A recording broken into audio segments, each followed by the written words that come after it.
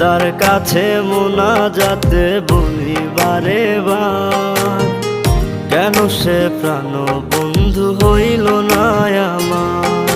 খোদার কাছে মোনাজাতে বলি বারে বার, কেন সে প্রাণ বন্ধু হইল না আমার।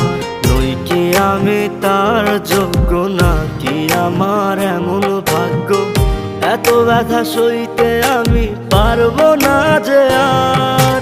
খোদার কাছে মোনাজাতে বলি বারে বার, কেন সে প্রাণ বন্ধু হইল না আমার।